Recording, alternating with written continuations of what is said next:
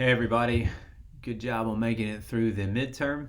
And before we start talking about what's going to happen this week, I wanted to ask that you give me a little more time to grade these as they are longer assignments. And so I spend a lot more time with them in trying to give you the same level of feedback on specific things that you can improve as you continue to grow as a writer. And one of the things that drives me crazy, both as a professional teacher, but also when I was a student, was when you would turn in a paper and you would get a letter grade with maybe a good job or needs work or something like that with no real explanation for why the grade is where it is or ways that you can improve your writing.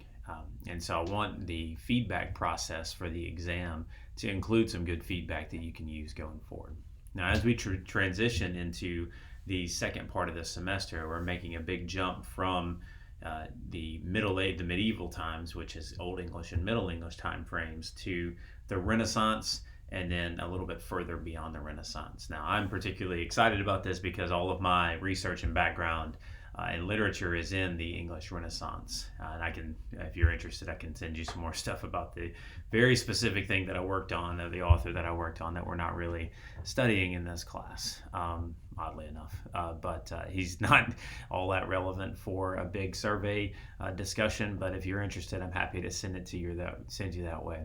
The main thing that we're going to do during this part of the semester is talk about some big ideas and look at their applications in some specific ways. So the first text that you're going to read is, in addition to the exceptional material in the textbook about the Renaissance period and what all the crazy changes that are going on during that time, is I've had you read for this week a selection of Sir Philip Sidney's Defense of Poesy.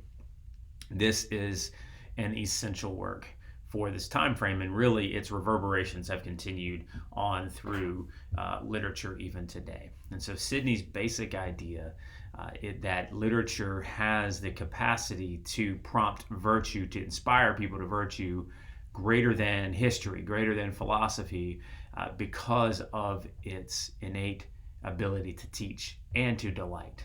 So literature has that didactic purpose of teaching, but the capabilities of delighting, because it creates worlds, not, as Sidney says, not as they are, but as they should be. So Philip Sidney may or may not be right in everything he says, but certainly his presence in what literature can and should be doing is very much a part of even literary discussions today. So you're going to be reading that book, that parts of that work today, and unpacking some of the key essential topics. And then we'll transition to put Sidney to the test of his own words, because we're going to read his great sonnet sequence, or at least portions of it, Astrophil and Stella, alongside some of Shakespeare's sonnets. And that'll happen for next week. So we're going to this introductory material, introduction to a very important book of literary criticism, to think about. And really what you're doing is literary criticism. What are some of the big themes that we're going to be talking about as we read these texts? Things like honor, who's the hero, who's the villain, what's expected of people, and how are they fulfilling, or how are they meeting or failing to meet those expectations. So Sidney put some great terminology for it there, and we're going to apply that as we look through the rest of the semester. So we have that this week, we have the sonnets next week, and then we look at Shakespeare's great history play, Henry IV, Part 1, before moving on to Marlowe and to Milton and to Swift to close out this semester. So it's we're moving into some big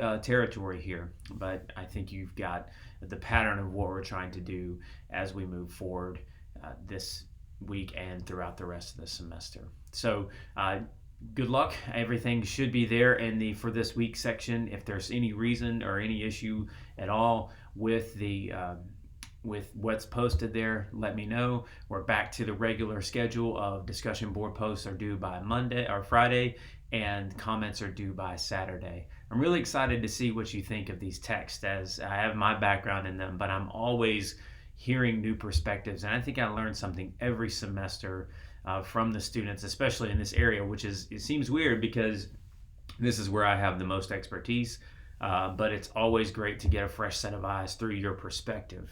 Which is why we put so much weight behind the discussion board prompts, because it's just good to read each other's perspective, learn about the text, and learn about the writing process. So it'd be good if you have any questions to let me know and so I can open up this process for you a little bit. And I will talk to you soon. Take care.